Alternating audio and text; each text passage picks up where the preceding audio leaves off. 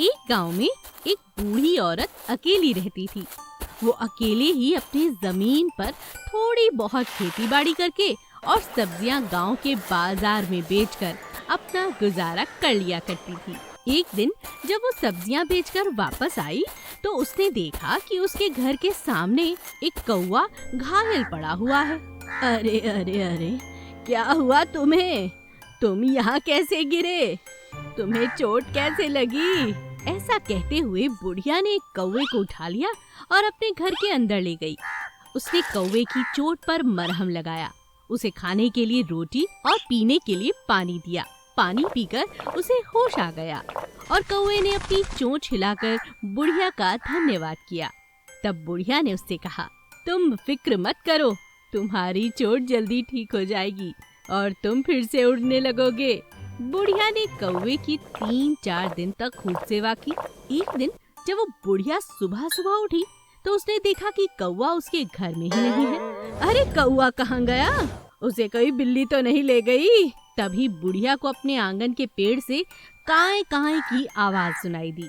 बुढ़िया ने देखा तो कौवा बिल्कुल ठीक हो गया था और पेड़ पर बैठा काए काए कर रहा था। अच्छा, तो तुम ठीक हो गए हो, ठीक है, अब तुम आजाद हो, कहीं भी उड़कर जा सकते हो।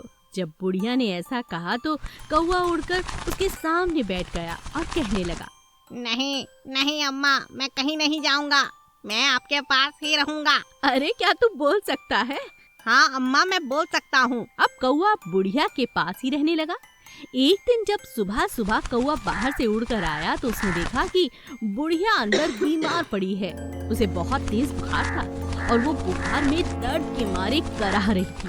कौवे ने अपनी चोंच से बुढ़िया को पानी पिलाया। पानी पीते ही बुढ़िया की आंखें खुल जाती हैं और तब कौवा कहता है, आप फिक्र मत करो, मैं अभी जाकर डॉक्टर को बुलाकर लाता हूँ। और कौवा उड़ता हुआ सीधा डॉक्टर के पास गया। डॉक्टर ने कौवे को देखा और कहा, अरे ये कौवा कहाँ से आ गया? उड़ाओ इसे यहाँ से। लेकिन कौवे ने झट से डॉक्टर की घड़ी उठाई और उसे लेकर उड़ने लगा। घड़ी काफी कीमती थी। डॉक्टर और उसके कर्मचारी भी पकड़ो पकड़ो कहते हुए कौवे का पीछा करने लगे और भागने लगे। कौवा उड़ते उड़ते सीधा बुढ़िया की झोपड़ी के पास गया और अंदर आ जाता है। जब डॉक्टर और उसके कर्मचारी झोपड़ी के अंदर गए तो बुढ़िया को बीमार देखकर सारी बात उनकी समझ में आ गई। अच्छा, तो कौवे महाराज ये बात है, हमें यहाँ बुलाना चाहते थे आप? डॉक्टर के ऐसा कहते ही कौवा वो घड़ी डॉक्टर के सामने फेंक देता है। डॉक्टर ने बुढ़िया को देखा और उसे अपने साथ अस्पताल ले गया। उसका वहाँ अच्छे से इलाज हुआ। कुछ ही दिनों में अच्छा इलाज मिलने के कारण बुढ़िया बिल्कुल ठीक हो गई। आज तुम्हारे कारण ही मैं जिंदा हूँ, तुम्हारा बहुत बहुत शुक्रिया। और ऐसा कहते ही बुढ़िया ने कौवे के माथे को अपने हाथों से सहलाया। जैसे ही बुढ़िया ने कौवे को सहलाया वो एक जवान आदमी में बदल गया। यह देखकर वो बुढ़िया हैरान रह गई। अम्मा, मुझे एक ऋषि ने श्राप दिया था और कौवे में बदल डाला था और कहा था कि मेरे द्वारा एक भला काम होने पर जब कोई मेरे सर को सहलाएगा तो मैं अपनी असली रूप में आ जाऊंगा। आज से तुम ही मेरी माँ हो और मैं तुम्हारा बेटा। और इस तरह बुढ़िया अकेली नहीं थी, उसके पास एक बेटा था और जादुई कौवे को श्राप से मुक्ति मिल गई थी और वो बुढ़िया के साथ साथ अब आगे के लिए हमेशा खुश रहने लगा था। समोसे वाली रमा। एक गांव में एक परिवार रहता था। परिवार का मुखिया रामलाल कोयले का व्यापारी था। रामलाल अपने बेटे मोहन और उसकी पत्नी रमा के साथ रहता था। मोहन और रामलाल दोनों अपना कारोबार संभालते और रमा घर संभालती थी। रमा बहुत अच्छा खाना बनाती थी। जो भी उसके हाथ का खाना खाता था बहुत तारीफ करता था। बेटी, तुम्हारे हाथ के खाने में तो जादू है। ये तो आपका आशीर्वाद है बाबूजी। एक बार बहुत ज्यादा बारिश होने के कारण उनका कोयले का व्यापार ठप हो गया। बेटा, हमारा सारा कोयला गीला हो गया है, अब कोयला कोई नहीं खरीदेगा, हमारा तो बहुत नुकसान हो गया। पिताजी, आप चिंता ना करें, मैं कुछ और करता हूँ। व्यापार में हुए घाटे की भरपाई करने के लिए रामलाल को अपना घर भी बेचना पड़ा। वो लोग पास के एक छोटे से घर में जाकर रहने लगे। मुझे माफ कर दो रमा बेटा, काश हम एक बड़ा सा गोदाम बना लेते जिसमें अपना कोयला रखते। बाहर पड़ा रहने के कारण सारा कोयला गीला हो गया और हमें नुकसान झेलना पड़ा। कोई बात नहीं पिताजी, सुख दुख तो कर्मों का खेल है। मोहन ने बहुत कोशिश की पर वह कोई काम नहीं कर पाया। एक दिन रमा बोली, पिताजी आप आज्ञा दे तो मैं समोसे बेचने का व्यापार शुरू करूं। आपका आशीर्वाद बहुत जरूरी है। मुझे कोई ऐतराज नहीं है बेटा। रमा ने अपने घर के बाहर ही समोसे का व्यापार शुरू कर दिया। वो इतने स्वादिष्ट समोसे बनाती कि लोग समोसे की खुशबू से ही खींचे चले आते। वाह रमा दीदी, तुम्हारे हाथ में तो जादू है। मैं तो रोज ये समोसे खाता हूँ, फिर भी दूसरे दिन मन नहीं भरता, फिर यहाँ आ जाता हूँ। रमा का समोसों का व्यापार दिनों दिन बढ़ने लगा। अपनी मेहनत से रमा ने खूब पैसे कमाए और उन पैसों को जोड़ कर भी रखा। पिताजी ये मेरे बचाए हुए कुछ पैसे हैं। इन पैसों से आप फिर से अपना कोयले का व्यापार शुरू कर लीजिए। वाह बेटा, तुमने तो कमाल कर दिया। आज तुमने अपनी मेहनत से हमारे घर को बर्बाद होने से बचा लिया। अब मैं खूब अच्छे से अपना काम करूंगा, पर पहले गोदाम बनाऊंगा। सीख, मेहनत और लगन से किया गया काम हमेशा प्रगति कराता है। सुनहरी गाय की मूर्ति। गोविंद बहुत मेहनती था। दिन रात मेहनत करके उसने अच्छा खासा पैसा इकट्ठा कर लिया था। उसकी पत्नी चाहती थी कि उनके आंगन में एक खूबसूरत सी दूध देने वाली गाय आ जाए। सो उसकी पत्नी के जन्मदिन पर गोविंद उसके लिए एक बहुत सुंदर गाय खरीद कर लाता है। गाय को देखते ही गोविंद की पत्नी खुशी से झूमने लगती है। अरे ये क्या, तुम मेरे जन्मदिन पर गैया लेकर आए हो? मैं कब से ऐसा चाह रही थी। दिन रात भगवान से यही दुआ करती थी कि मेरे घर भी सुंदर सी गैया आए। मैं तुम्हारा ये तोहफा तो कभी नहीं भूलूंगी। चलो आओ, अब जल्दी करो, मैंने तुम्हारे लिए गर्मा गर्म खाना बनाकर तैयार रखा है। हाँ हाँ, चलो चलो। गोविंद और उसकी पत्नी बहुत खुश थे। गैया भी एक नया घर पाकर बहुत खुश थी, लेकिन वो गैया कोई आम गैया नहीं थी। रात ढलते ही अचानक से गैया सुनहरे रंग में बदल जाती और ऐसा लगता मानो वो कोई प्रतिमा है, क्योंकि ना तो वो हिलती, ना बोलती और ना ही सोती। जिस तरह से खड़ी थी वैसी ही खड़ी रह जाती। यह बात किसी को भी मालूम नहीं थी।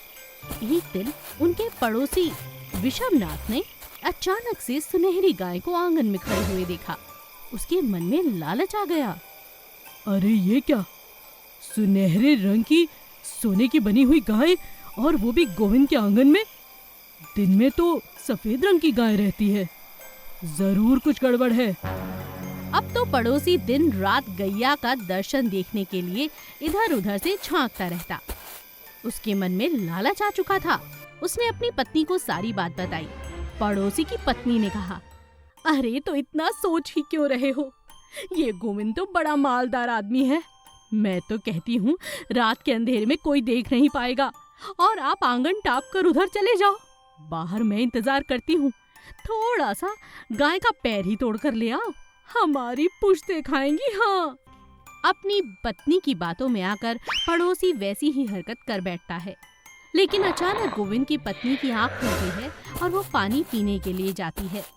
अचानक उसका ध्यान जाता है कि उसका पड़ोसी दीवार फांदकर गैया की तरफ आ रहा है और गैया एकदम सुनहरे रंग की बदल चुकी है। गोविंद की पत्नी हैरान थी। गोविंद की पत्नी तुरंत अपने पति को उठाती है। गोविंद और उसकी पत्नी लगातार दरवाजे में छिपकर ये दृश्य देख रहे थे कि पड़ोसी आता है और सुनहरी गाय को जैसे ही हाथ लगाता है वो असली गाय में बदल जाती है। पड़ोसी घबराकर वहां से भाग जाता है। तभी गैया से आवाज आती है, मैं मामूली गाय नहीं हूँ यशोदा। मैं एक मूर्ति में इसलिए बदल जाती हूँ क्योंकि मुझे श्राप मिला है। मगर अगर मुझे सोना समझकर किसी ने भी तोड़ा तो मेरा वो अंग खत्म हो जाएगा। मुझे एक ऋषि ने ये श्राप दिया था, मगर उन्होंने कहा था 100 दिन के बाद ये श्राप खत्म हो जाएगा। आज 100वां दिन है यशोदा। आज से, अभी से, अब मैं 24 घंटे के लिए एक जिंदा गाय हूँ। तुम्हें घबराने की कोई जरूरत नहीं, मैं श्राप मुक्त हो चुकी हूँ। गैया की ये बात सुनकर यशोदा और रघु को चैन आता है। दोनों चुपचाप सोने के लिए चले जाते हैं और रात को एक बात की तरह भूलने की कोशिश करते हैं। अगले दिन से उन्हें अपनी गैया यूं ही हंसती मुस्कुराती दूध देती हुई दिखाई देती है और वो फिर से अपना जीवन पहले की तरह जीने लगते हैं। बूढ़ी दादी की सोने की मुर्गी।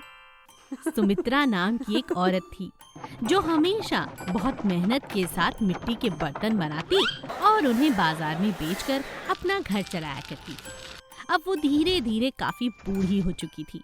वो अपना सारा काम अपने बेटे को सिखाती है। अब उसका बेटा और बहू व्यापार चलाने लगते हैं। वे भी मिट्टी के बर्तन बनाकर उन्हें बाजार में बेचते हैं। अपनी बुढ़ापे के कारण अब सुमित्रा दिन रात घर में ही रहती और आराम करती थी। एक दिन सुमित्रा ने अपने हाथ से चुपचाप बैठकर एक मुर्गी बनाई। उसे सुनहरे रंग का रंग दिया और अपने एक टेबल पर रख दिया। अब सुमित्रा हर रोज उस मुर्गी को दिन में 10 बार देखती और दोबारा एक गठरी में बांधकर रख देती। ये प्रक्रिया वो हर रोज करीब 10 बार करती थी। ऐसा करते हुए एक दिन सुमित्रा की बहू उसे देख लेती है। हाय राम, माँ जी के पास सोने की मुर्गी। सारा दिन तो माँ जी आराम करती है, सारा सोना दबा कर बैठी है और हम पति पत्नी इतनी मेहनत कर रहे हैं। हाय राम, मेरे तो हाथों में छाले तक पड़ गए रे। सुमित्रा की बहू यशोदा ये बात उसके बेटे को बताती है। सुना तुमने? मैंने देख लिया है, तुम्हारी माँ के पास सुनहरी मुर्गी है, फिर भी हमें ये 2 टके का काम करना पड़ रहा है। ये तुम कैसी बातें कर रही हो? माँ के पास कोई भी सोने की चीज नहीं है, ये तुम्हारी गलत फहमी है। उन दोनों को बात करता हुआ एक चोर सुन लेता है। दोनों लगातार सुनहरे मुर्गी का नाम लेते जा रहे थे। आज रात इन्हीं के घर में सफाई हो जाएगी। रात में चोर आता है और सुनहरी मुर्गी की तलाश करने लगता है। चोर को मुर्गी मिल जाती है, लेकिन घर से बाहर टापते हुए उसकी मुर्गी हाथ से छूट जाती है और टूट जाती है, क्योंकि वो तो मिट्टी की थी। दादी उठ जाती है और शोर मचाती है।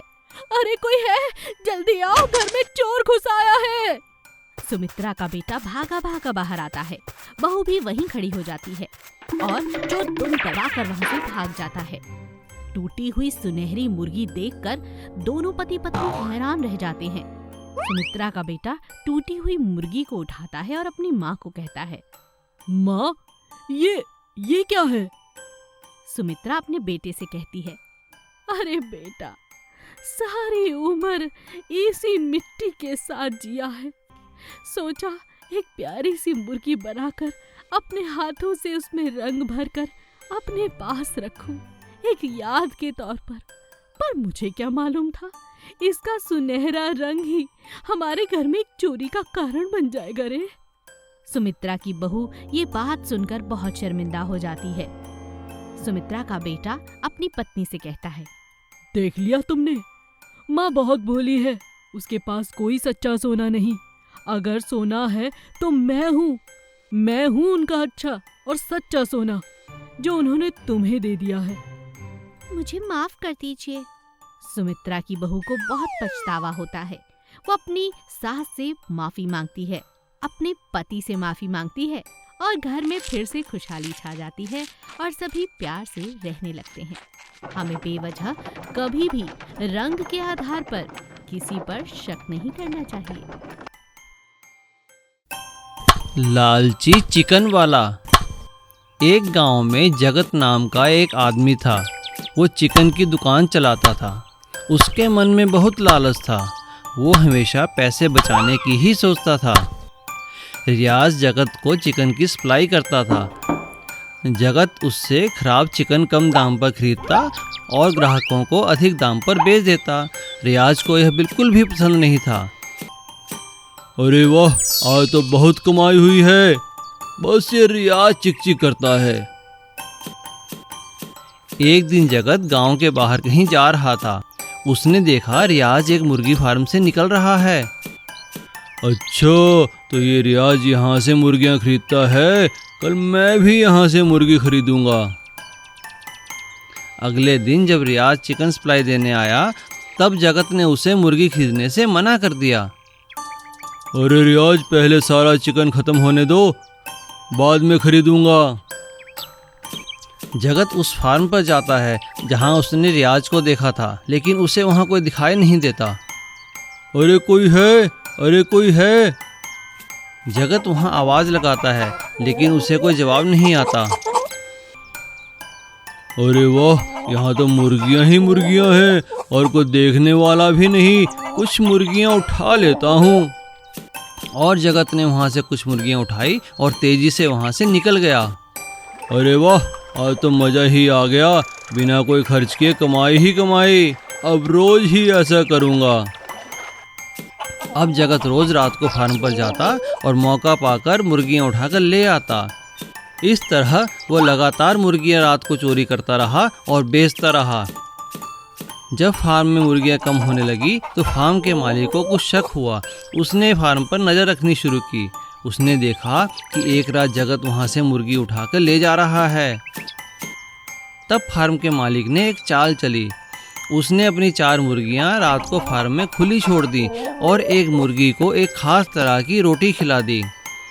रात को जगत मुर्गियाँ चुराकर ले गया। अगले ही दिन फार्म के मालिक ने जगत की दुकान से सारी मुर्गियाँ खरीद ली और वो खास तरह की रोटी वाली मुर्गी भी उसी के पास मिली। तब मालिक को पता चला कि चोर कौन है। उसने पुलिस बुलाई और जगत को पुलिस के हवाले कर दिया। सीख, चोरी का काम हमेशा फलता नहीं है।